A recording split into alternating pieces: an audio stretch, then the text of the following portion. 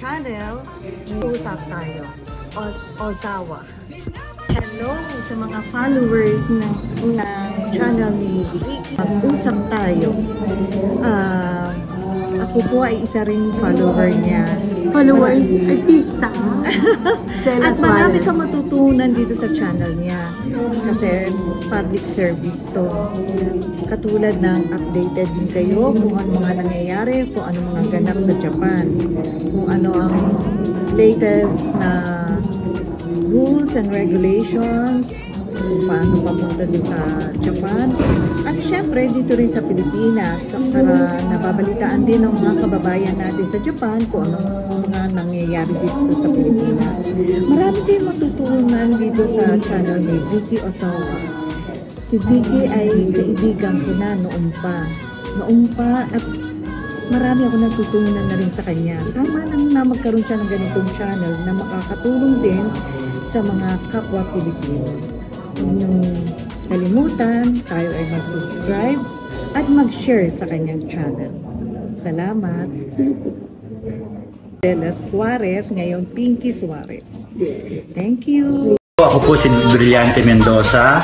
Panoorin natin si Vicky Ozawa sa kanyang Facebook live stream. Ito po si Jacqueline Jose, inaanyayahan ko po na tumutok sa programa ng kaibigan ko si Vicky Ozawa. Ang title ay Mag-usap Tayo. Kakausapin nila kayo tungkol sa lahat ng inyong mga problema, hinaing at pinagdaraanan sa buhay. Huwag kayo mag-alala dahil tayo mga Pilipino talaga namang nagdadamayan naman talaga tayo hanggang sa huli. Hindi po kayo nag-iisa, huwag malungkot, huwag malumbay kasi nandiyan po si Tita Vicky para tulungan po kayo. Abang-abang na programa, Mag-usap Tayo by Vicky Ozawa.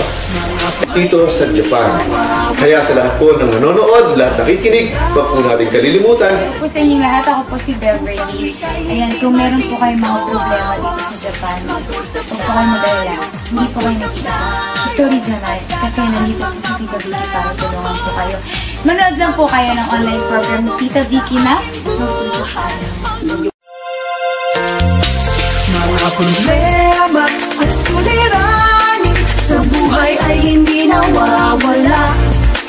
Tanging kailangan tibay ng puso upang ika'y hindi maging kawawa. Mag-usap tayo at gagaan mga problema mo. Mga pagsubok sa aking buhay, maglulutas kapag nag-usap tayo. Minasan konnichiwa, magandang tanghali po sa inyo lahat. Ulit lang mag-usap tayo, Vicky Ozawa, 12 noon every Monday. Maraming salamat po. Onegaishimasu. Maglulutas kapag nag-usap tayo. Si Vicky Ozawa. Ang title ay Mag-usap Tayo. Kakausapin nila kayo tungkol sa lahat ng inyong mga problema, hinaing at pinagdaraanan sa buhay. Ingat. I'll see you soon. Bahay, pero working hard ang lola. Ingat. I'll see you soon. Panalangin sa paninimula ng ating pang-araw-araw na buhay. Panginoon, turuan mo kaming maging bukas pada. Turuan mo kaming maglingkod sa iyo na magbigay ng ayon sa nararapat na walang hinihintay mula sa iyo. Na makibakang di pinakadintana mga hirap na dinaranas. Sa tuwin ay magsumikap nang di humahanap ng kapalit na kaginhawahan. Na di naghihintay, kundi ang aming mabatid na ang loob mo'y siyang sinusundan. Salamat Panginoon sa pagmamahal at pagtitiwala na ibinigay mo sa amin. Dahil kung wala ka sa tabi namin, ay hindi namin magagampanan ang responsibilidad na iyong ipinagkaloob sa amin.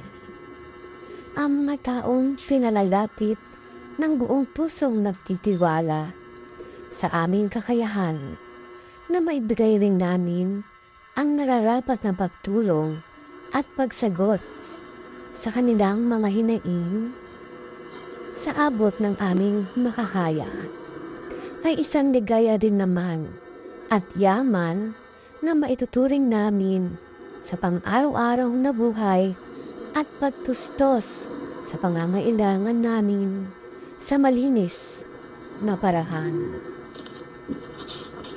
Nang dahil sa iyo, Panginoon, maraming salamat. Naway, huwag kaming matukso sa mga maling pananaw o gawa na hindi mo ikalulugod. Dalangin din po namin na makita namin ang bunga ng aming itinatanim ay magbunga rin ng kabutihan sa aming kapwa. Ilayo niyo po kami sa galit, inis, maling pananaw at maling gawain.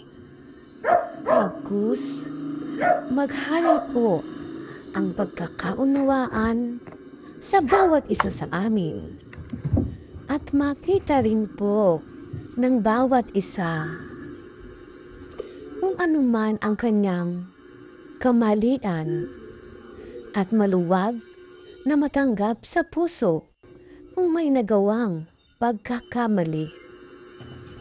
Tulungan niyo po kami, Panginoon, na mas maging maunawain, mapagmahal, at makatotohanan sa lahat po ng aming ginagawa sa araw-araw. Muli, maraming salamat po, Panginoon, sa mga biyayang iyong ipinagkaloob. Salamat sa mga taong nagtitiwala sa amin, magbigay ng suporta, at matumbasan naman namin ito ng isang pakikipagkapwa-tao nang walang pag-iimbot. Relasyon na higit sa lahat ay ang pagiging makadiyos na gawain. Muli, maraming salamat, Panginoon. Idinadalangin po namin ito sa ngalan ng iyong anak na aming Panginoong Hesukristo. Amen. Magandang alauna po sa inyong lahat. It's 1 o'clock. Alam ko nasa work na yung iba. Pero yung iba baka yasumi dahil panggabi siya or talagang yasumi the whole day. Anyway, minasan konnichiwa. Ito na naman po ang inyong lingga, Vicky Osawa. Nang mag-usap tayo. Okay po, ngayon po, papasok natin ang mga buhay mo hawak mo kasi last week of the month. Yung susunod pong buhay mo hawak mo, meron naman tayong bagong-bago talaga. At mga ibang palabas pa. Medyo, siguro po next month, iiklian na lang natin. Medyo ikakat na po namin yung ibang segment. Dahil magkakaroon po tayo ng Webes na live din. So in 1 week, magkakaroon po kami ng twice na live. Pero more or less mga ito pong noon time natin baka maging gabi na rin po ito. Ito pong Monday live natin baka maging gabi na rin siya. We're still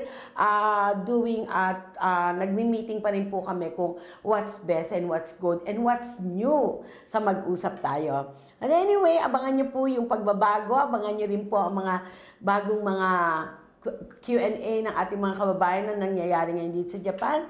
Mga scammer na kumakalat dito sa Japan. Oh my God. Actually, yung scammer daw, hindi naman nandito sa Japan, kundi nasa ibang bansa, gumagamit lang sila ng phone. Anyway, magpapasalamat tayo sa kumanta ng mag-usap tayo, Miss Ladin Rojas, at siyempre ang nag-compose, Mr. Benny Saturno, ang mga besi-besi natin. Siyempre po nandyan si Miss Jacqueline Jose, my very best friend, na till we meet again. Of course, si Direk Dante Brillante Mendoza, Estela Suarez Jr., Judian Santos, and of course, our baby girl, Miss Beverly Cayman.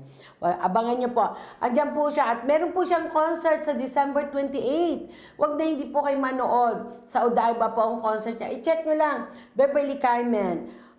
One-man show. My God, excited po yan. Kaya kuha na po kayo ng ticket dahil baka mawala na, maubos na. Dahil December 28, it's really a big show po talaga ni Miss Beverly Carmen. Okay po, ngayon, pasok naman po tayo sa ating, syempre, every now and then, sinasabi namin, ito po ang inyong lingkod, Vicky Osawa. Harapin po natin ang ating mga problema na magkasama. At lagi niyong tandaan, hindi kayo nag-iisa. Okay po, pasok na tayo sa buhay mo, hawak mo. Onegaishimasu. Mga kasabihan sa buhay na magbibigay paalala sa pang-araw-araw habang tayo'y nabubuhay. Mula kay Miss Vicky Osawa. Sa bawat ngiti na ipinapakita mo ay effective para sa isang masayang buhay sa araw-araw at sa mga darating pa. Always smile. Mas masarap mabuhay ng may kasama kaysa sa mayaman ka nga pero lagi namang nag-iisa. Ang buhay ng tao ay minsan lang, kaya samantalahin mong maging mabuting tao habang ikaw ay nabubuhay. Ang sagot sa problema ay panalangin at kumilos ka ayon sa utos ng ating Panginoon. Kapag pumanaw ka, hindi itatanong kung gaano ka kayaman, kung hindi kung ano ang pagmamahal na ibinigay mo sa pamilya at sa iyong kapwa. Ang masayang tao ay laging mapagmahal at maunawain, hindi yung mainisin at mapagbintang. Walang pwedeng makapagbago sa ugali mo kung hindi ikaw. Kaya pag alam mong masama, huwag mo nang ituloy o sumang-ayon kahit sino pa siya. Mahalin mo ang sarili mo, pamilya mo, at kapwa-tao mo para sa sandaling pumanaw ka, mas masaya ang patutunguhan mo. Ang regalo sa iyo ay di mo dapat isekreto. Dapat ipaalam sa dapat makaalam at magpasalamat. Huwag mong hanapin ang ugali mo sa kanya dahil may inis ka lang at pag nainis ka, pareho na kayo ng pag-uugali. Mahirap daw mabuhay kung walang minamahal. Pero mas mahirap mabuhay kung di tayo sumusunod sa utos ng Panginoon. Minsan akala mo ikaw ang nakaloko. Hindi mo ba alam na pagdating ng panahon, ang masamang nagawa mo ay babalik sa iyo? Ang tiwalang ibinigay sa iyo ng kapwa ay dapat pahalagahan mo dahil ito ay higit pa sa ginto at pilak. Mahirap isipin ang taong hindi ka naman iniisip. Okay lang, basta isipin mo na lang na hindi siya nakakalimot sa Panginoon. Huwag mong hayaang ang saya ng buhay ay di mo pansinin. Baka pag sa susunod, gustuhin mo man, hindi mo na ito masilayan. Kailangan kumita para mabuhay, pero mas kailangang sumaya para mas makita ang totoong buhay pag kumita. Kung may masamang pag-uugali siya, hayaan mo dahil darating din ang panahon magiging mabait siya. Basta lagi kang manalangin para sa kanya. Maraming pagsubok sa buhay, maraming dapat gawin, pero sa gawa mo, asahan mong may magandang resulta kaysa malayo lang ang tingin.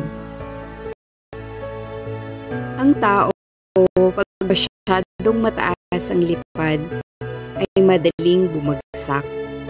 Kaya hinay-hinay lang, baka mauna ulo at di na makalipad. Masaya ang buhay kung tayo ay tumutulong sa taong gustong magpatulong. Basta sa abot lang ng iyong makakaya. Ang malinis na bundok ay may malinis na agos ng tubig, kaparis ng ating mga isip. Pag malinis ito, malinis din ang ating puso. Buksan mo ang puso at isip mo at sumunod sa utos ng Panginoon. Makikita mo na ang dinadaanan mo ay daan patungo sa masayang buhay.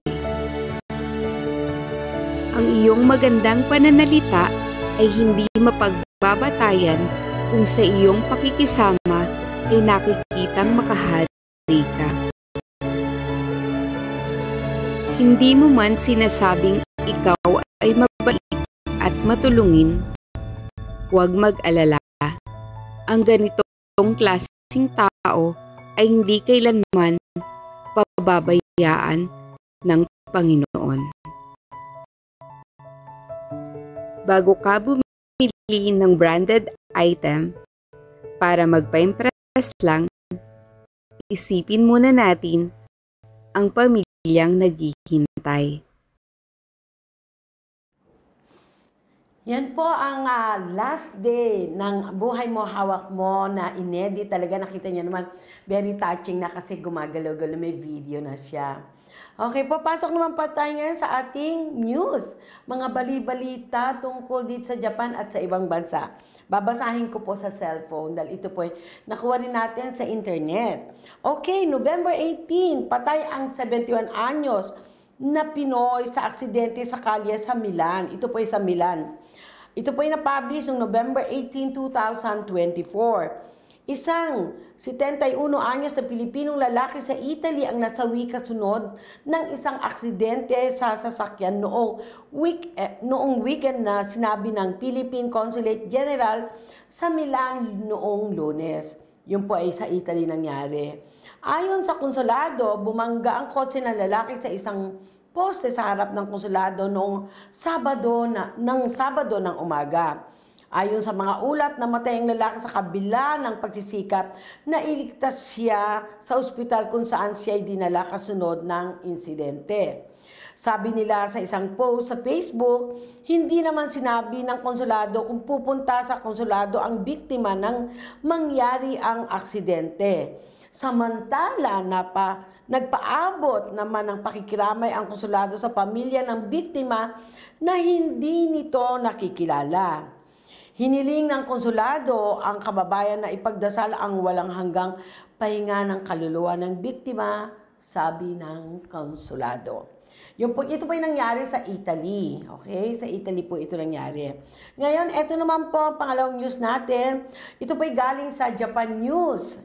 Ito po ay galing sa Japan News noong November 19, 2024. Pinoy, naghain ng kaso, gusto ko to laban sa Japan immigration dahil sa deportation order. Ayon sa news nito, nag-file ng kaso laban sa Japan immigration noong November 18 ng isang kababayan nating Pinoy na sa edad na 60 anyos. Taga Kanto Region, kung saan hinahangad niyang ipawalang bisa at bigyan na ng Zario Tokubetsu Kyokai Special Residence Visa. Ayon sa nilalaman ng kaso na inihain niya sa Tokyo District Court, ang kababayan natin ay sumuko sa Tokyo Immigration Office noong 2022. Wow! 2022 years ago. Kasama ang kanyang asawa at ang isang anak asking for legal visa. Ang kanyang asawang Pinay din at anak niyang lalaki na dito pinanganak sa Japan ay nabigyan ng legal visa. Yes, Kasi po yun nga po, dumating po yung news na yun. I think I've told you either, na ilabalita ko na rin po na nagbigay talaga ng Amnesty in Japan sa mga batang lumaki dito na walang proper document. At meron pong nabigyan mga magulang at meron ding hindi. Meron po nga lumapit sa atin dito sa Japan na yun nga po kasi uuwi silang mag-asawa, yung anak nila iiwan. Alam niyo kung saan iniwan? Sa ano lang po, sa welfare ng Japan. Alam mo yun? Tapos yun nga, sana kung mabibisa ng mag-asawa para makabalik dito. Pero alam mo, ilalamiyo yung mga anak mo. Although, kanya-kanyang paniniwala yon. So, yan po ang latest na balita tungkol sa Japan immigration at meron na rin talagang naglakas ng loob. Tama naman po, pwede natin paglaban kasi human rights po yan. Ito pa po, ayon sa news, ang kababayan natin nakapasok sa Japan noong year 1987. That time ay nasa 20s pa lamang siya at gumamit siya ng passport na ibang name or identity na pumasok dito sa Japan. Ito ay kagagawan daw ng agent niya at niloko lang siya at pinagsisisihan niya naman itong lubusan. So yan po, syempre nagsisi naman yung tao. Kaya lang alam mo yung pamilya mga pag-iwalayan, parang unfair naman. Bakit ganun? Kung meron mang rason na iba pa, that we don't know. Tingnan po natin. Abangan natin yung kaso niya. Yan po ang ating mga balita for today. Pasok naman po tayo sa ating commercial. Hello, hello! Merry Christmas po sa inyong lahat. Ito po si Vicky Osawa nagsasabi, we have a special offer para this Christmas sa Riverside Golf Resort. Winter offer po ito until January. Book now! For your booking po, pasok lang po sa FB page, Mag-usap Tayo by Vicky Osawa or sa email po namin, Victoria Travel and Tours 819@gmail.com. For your booking po, pasok lang po sa FB page, Mag-usap Tayo by Vicky Osawa. At ito po ay masasabi ko, winter special until January po. Maraming salamat po. And of course, Happy New Year! And Merry Christmas. Binaligtad ko siya. Thank you po sa mga suporta nyo sa Mag-usap Tayo by Vicky Osawa. Maraming salamat po. And of course, Merry Christmas and a Happy New Year. Welcome to 2025 in advance. Maraming salamat po.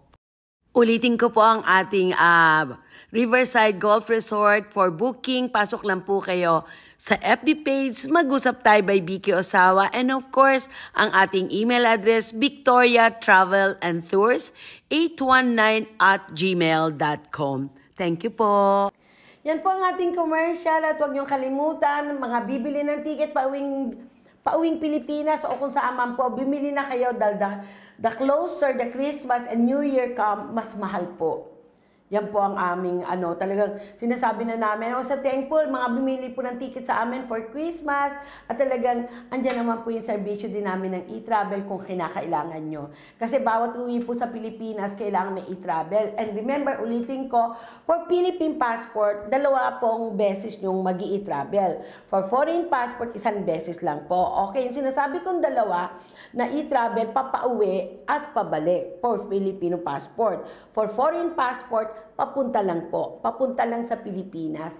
One time, e-travel lang po. Okay po, ngayon po, pasok na tayo sa ating one-on-one. Pakinggan po natin kasi po meron po kaming gagawing interview sa mga kababayan po natin na may anak sa Japanese na na-acknowledge naman nakapasok sa Koskitong. Uuwi po ang inyong lingkod for the interview dahil meron pa tayong immigration lawyer na tutulong para makapunta kayo dito. Although syempre may bayad siya, no? Hindi po siya libre. Yung po ang aming masabi, pero ang maganda po sa kanya, hindi naman yung mag-a-apply ka o sige bayad muna. Hindi po sila ganon. Kaya po pinasok ng inyong lingkod na mag-usap tayo yung ganong serbisyo. Dahil alam natin hindi madali ang buhay sa Pilipinas at marami tayong pangangailangan. At para sa mga bata naman na makapunta rito dahil they have the rights to stay in Japan. Dahil sila ay may dugong Hapon. Tama ba? So, mag-message lang po kayo. Meron po kaming schedule, 1-day schedule para sa mga anak na mga Japanese na na-acknowledge at nasa loob ng Kosikitohong for interview po kami at dadaling ko po yun dito sa Japan. Pagdating sa Japan, ipapasa ko na po sa immigration lawyer para kung anong mangyayari sa visa niya at kailan siya makakapunta. Kung paano ang proseso po. Okay po, ngayon pasok na tayo sa kantang Japina. Pakinggan niyo po.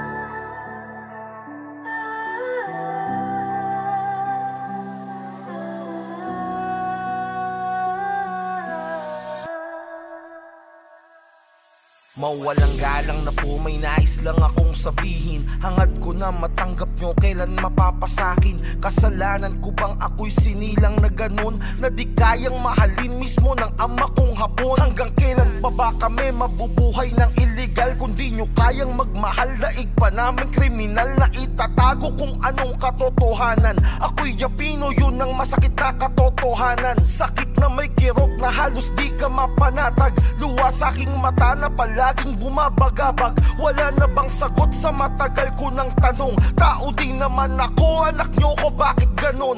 Di ko naman hangad ang buhay na marangya. Ang nais ko lang ay pagkalingan ng isang ama. Tanggap ko naman ako'y bunga ng maling pag-ibig. Lang isang ama ko at ina ko'y nagmistulang tubig na hindi mapagsama. Bakit kailangan pang mangyari ang mga bagay na to?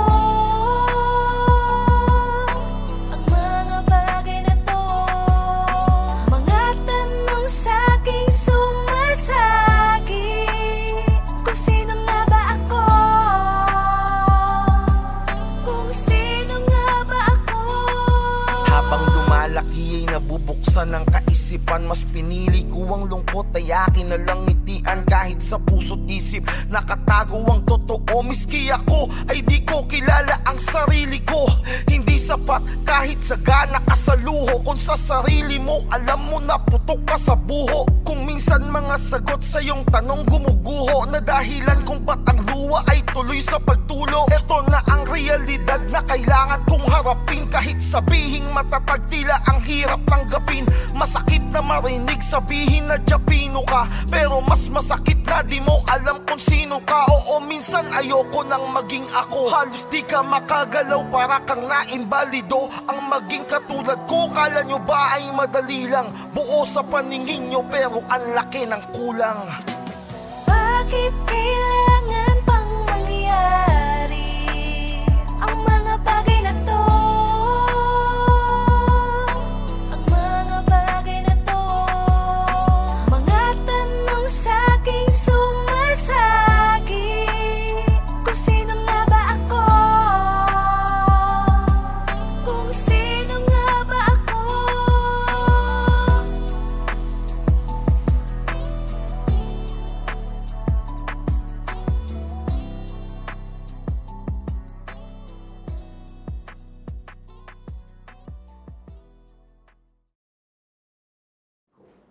Yan po ang ating Japino song na ginawa ng isang kababayan natin sa Pilipinas. Ang ganda, di ba, yung meaning ng kanta niya? Kaya kung sino po ang mga interesado, ulitin ko, meron po kaming interview para sa mga Japino na tinatawag natin na half nakapasok sa Kosikitong. Meron po kami schedule, one day schedule lang po sa Pilipinas. So yung mga nasa Pilipinas po na may mga documents, Japino po, kung meron kayong kopya, whatever, mga katibayan, dalhin nyo po during the interview. Okay po. Ngayon papasok na tayo sa ating Listen and Learn at ating Little Angel, Chika Talk at Alamat. Okay po. Thank you.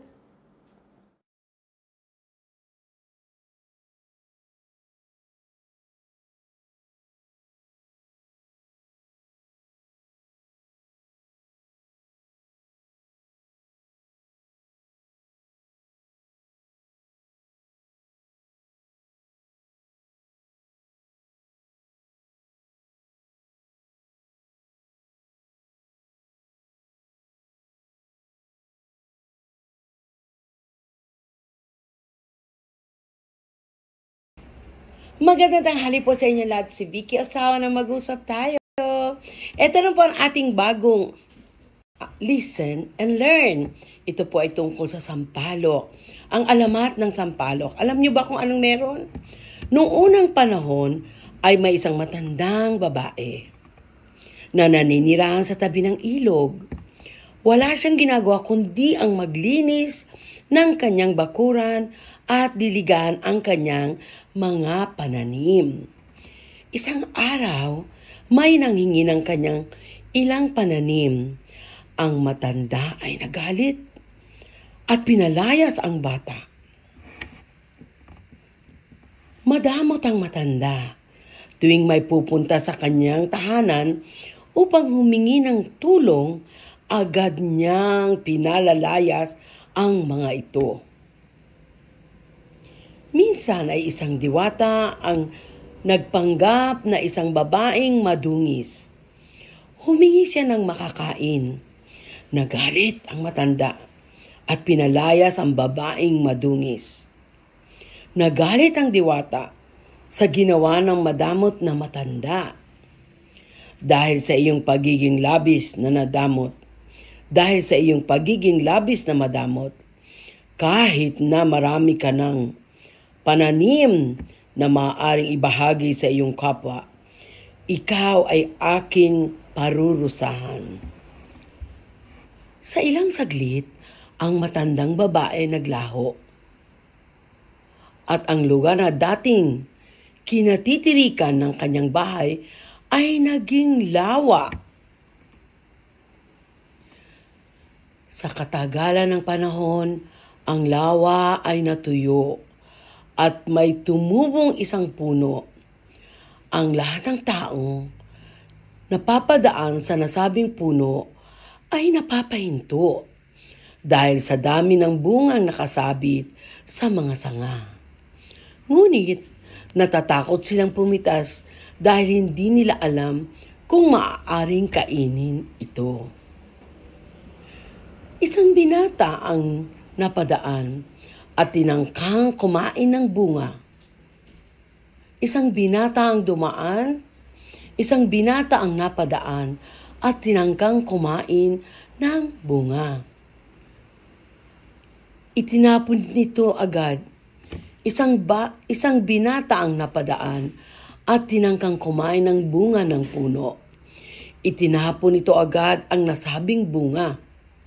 Pagkatikim, dahil sa sobrang asim, nasabi ng binata na ang bunga ay katulad ng matandang madamot na dating nakatira sa lugar na iyon. Punong-puno ng bunga ang puno, ngunit sobrang asim naman ang laman. At yan po ang ating Listen and Learn, alamat ng sampalok.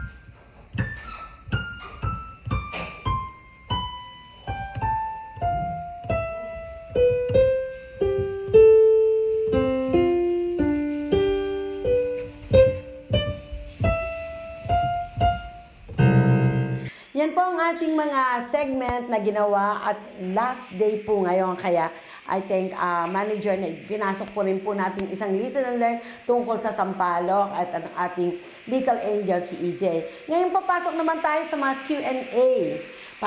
Ngayon po hindi si Miss Hussein ang kasama natin, si Mr. Jason. Hi Mr. Jason! Hello po, magandang hapon po. Kamusta dyan? Mainit? Yes po, mainit po ang klima rito. Okay, alam ko maraming mga nagkakasakit maski dito sa Japan kasi ang climate din dito medyo init, lamig, papasok ka sa heater, paglabas mo malamig. Ang dami, iba-ibang sakit, lalo na yung throat, makati yung mga throat ngayon karamihan maski ako. Ingat-ingat tayo. Anyway, pasok na tayo sa ating mga Q&A. Ano ang question for today? First question po. Yes. Good day po. Ask ko lang po kung dahil magkakaanak po ako sa Japanese citizen, kung sakali po ba mabibigyan ako ng visa paglabas ni baby? Kasi 3 years akong bilang trainee sa April 12. Then magkakaanak na ako, manganak ako ng March 20. Balak kasi namin pagbalik magpakasal. Pagbalik? Ibig sabihin nasa Pilipinas siya? Am I right? Pagbalik Sa Japan po. Nasa Japan siya. Dito siya manganganak sa Japan. Tama? Yes po. Okay, kung di siya manganganak sa Japan, unahin na nila, total March pa naman ang paglabas ng baby, magpakasal na sila. Unahin nila ang pagpapakasal kasi hindi ko masasabi kung mabibigyan. Although, Japanese passport yung husband niya, and then yung bata, inininchi naman yan, baka as a mother, ganon. Hindi ko alam, pero parang 50-50 para sa akin yan. Kaya ang pinakamaganda, magpakasal na sila ngayon pa lang, alamin na nila ang mga document, ipasa na nila, and I'm very sure, hindi naman ako 100% dahil hindi ako immigration, mabibisahan siya. Yun. Kasi ganun din, pagbalik nila, ibig sabihin, pag nanganak siya, uwi siya Pilipinas, tapos pagbalik nila sila magpapakasal. Kasi re-register na yung bata. Kung iuwi mo, magiging Japanese yan, siyempre doon sa father. Ang pinakamaganda po, ang ma-share po namin sa inyo, kung aabot talaga, kung kaya nyo pa rin, although ang mga documents sa atin, dahil December na ngayon, medyo rush talaga kailangan kunin nyo na, i-apply nyo na po. Kumuha na po kayo ng marriage application form sa City Hall, and then andun yung mga documents na kakailanganin pa, the earlier the better. Para masasabi ko po siguro mataas ang percent na magkabisa kayo. Yun po ang ating masabi. Yes, Mr. Jason, anong pangalawa? Second question po. Good evening po. May tanong lang po, napatira at nakapagtrabaho ako sa Japan at husband ko is Japanese. As of now, tumatanggap ako ng Izoku Nenki. Yes. May sarili din akong Nenkin kasi nag-work ako. Next year, I will be 65 years old.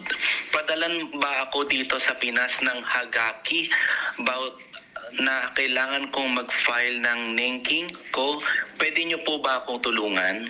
Yes, kung magpapa-assist po kayo sa amin, meron po kami mga hinging document. Siyempre, basta kaya po namin. Number one, I don't think na magpapadala po sila sa inyo ng Hagaki. Kasi, number one, kung bago kayo umalis, sinabi nyo na rin siguro yan, baka sakali na meron kayong ganung report. Pero if I were you, kung okay lang po, pwede po naming ma-check kung anong dapat yung gawin sa mismo sa Nenkin Dream Show at ibibigay nyo ang mga full details about your place in the Philippines. At isa pa pala, hindi na po kayo makakapunta ng Japan. Yun ang ibig niya sabihin, ano? Yes po. Yes. Okay, yung po masabi namin, ma'am, pwede po kami mag-assist sa inyo, basta kailangan, meron po kami mga kailangan documents muna. Number one, yung Nenkin number nyo, kailangan po natin dyan, and last address ni dito sa Japan, and your passport. From there, malalaman po natin kung anong pwedeng gawin at i-request po namin sa Nenkin Dream Show yung request nyo. Kung ano po ang sagot, i-PPM namin kayo. Kung okay lang po, yun ang masasabi po namin. Kasi I don't think na magpapadala sila, oy, 65 ka na, bibigyan ka na namin ng Nenkin. I'm not sure, hindi po ako taga Nenkin Dream Show. Pero usually they don't do that. Kaya nga po may mga kababayan tayo na namatay yung asawa dito sa Japan, hindi nila alam mag-apply, hindi nila alam na meron palang Nenkin, Izoku Nenki na makukuha. Kaya kailangan po talaga live na pupunta at doon mag-a-apply. Okay po, PM lang po for more info. Yes, Mr. Jet, pangatong question natin. Ma'am Vicky, paano po ako makuha ng anak ko? Half Japanese na, nasa Japan na po ngayon. May work po siya sa Japan at Japanese citizen na din po siya. Pero 6 months pa lang sa trabaho niya sa Nagoya. Pwede na po ba i-apply niya ako ng COE or visiting relatives lang ang dapat i-apply ko?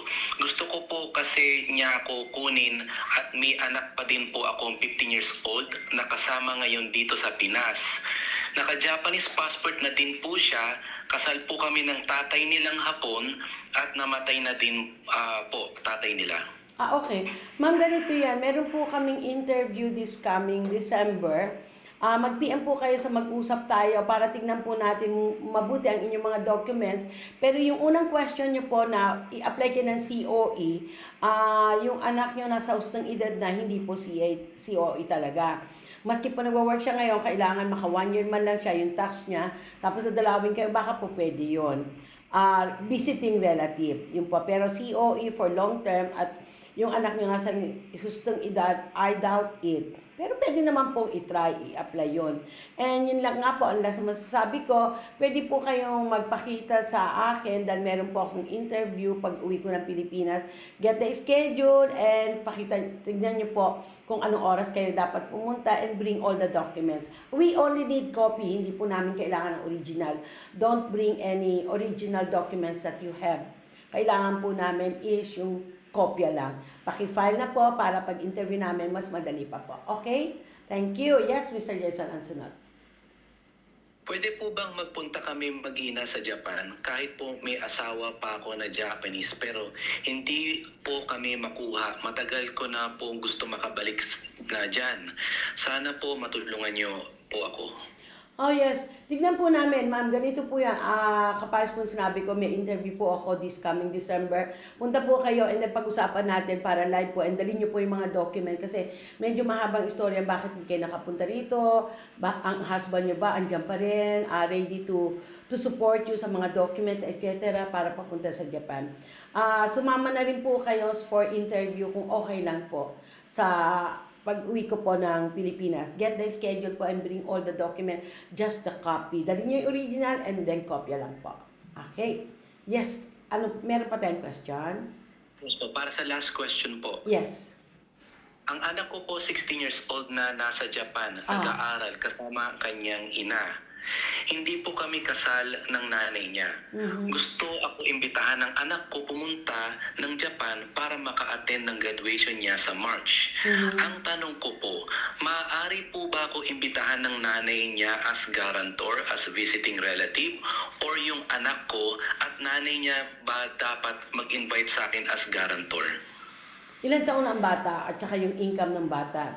Ang tanong po doon, hindi kayo kasal ng nanay niya, di ba? Yung nanay niya, yung nanay ng bata, kinuha yung bata ng nanay dahil may asawang Japanese. Ganun po ba yung case niyan? So, since na hindi ka kasal, hindi ka niya mabigyan ng COE. Ngayon, gagraduate yung anak mo, gusto mo nandito ka. Tama, sir? Ang iniimbita si sir, di ba, yung tatay? Yes po. Oo. Ang masasabi ko po, sir, kailangan talaga yung bata na mag-iimbita sa inyo with proper documents, siguro pwede yun. At saka yung birth certificate naman po, na ilagay po ba ng nanay yung pangalan nyo nung in-apply dito sa Japan na ang tatay is ginanto. Kung naka-record po yun, baka po pwede naman visiting relatives for the graduation. And for the graduation, meaning to say, hindi pa nagtatrabaho ang bata, so kung yung bata na mag-i-invite, wala pong income, I don't think so. Kailangan po siguro yung nanay pwedeng mag-imbita o whatever, kayo po mismo on your own makapunta dito for the reason na tungkol doon sa anak nyo. Basta yung documents po na pinasa dito ng nanay sa Japan is nandun yung pangalan nyo, ha? Okay? Yung pamasabi namin, pwede rin po kayong magpakita, makausap ko at makita ko ang mga documents. Okay? Mag-PM lang po. Okay na, Mr. Jason? Yes po, okay na po. Okay, thank you so much. See you then soon. You're welcome po. Thank you rin po. Okay, thanks. Yan po ang isa sa team natin. Mag-usap tayo, Mr. Jason. Ngayon, pasok na po tayo sa ating quotes of the day. Ito po ang ating quotes of the day. Ayan. Ayan. Alam niyo, kanina ko lang po nagawa ito. From AI. Promise, sa AI po. Good morning. Ito. Hindi na good morning. Good afternoon. Life can indeed be challenging. But embracing a positive outlook can make a huge difference. Here's a little mantra to brighten our day. Life has its ups and downs, but with cheerful heart and a determined spirit, we can overcome anything. Daily walks, proper nutrition. Ako, hindi ako may maglakad. O ito. And lots of love are key for her well-being. Remember to take time for yourself, whether it's through a little bit of exercise. Buti na nag-golf ako ngayon. Meditation or enjoying a hobby. Stay smart, stay happy, and most important, keep moving forward. Everything is temporary and brighter days are ahead. Yes. Nga pa, be positive. The only thing na ito total ko, be positive. May darating talagang pagsubok sa buhay. May darating talaga, same with the weather, uulan, babagyo, iinit, di ba? Ganon din ang buhay po natin. There's always be a brighter day. Hindi mawawala yan. Kung ilalagay mo talaga sa sarili mo na I'm coming up with a brighter day, not this dark day. Di ba? Ganun lang po yan. Okay po, yan po ating masabi at maraming salamat po sa inyo na. I'll see you on December, tama ba, 2? It's Monday, tama po ba? And don't forget, I'll be in the Philippines for sa mga kababayan natin, mga Japino na naka-acknowledge naman at mga ilang klaseng problema na hindi nyo, kailangan nyo ng assistance sa abot po na aming makakaya, will be there for you. Basta siguro din lang po, dala ang mga documents. Okay po, for my last word, magpapasalamat sa lahat. And may we all live with love, peace, and harmony. Arigatou gozaimasu. Thank you po. Bye! Mga problema at suliranin buhay ay hindi nawawala. Tanging kailangan tibay ng puso upang ika'y hindi maging kawawa. Mag-usap tayo at gagaan mga problema.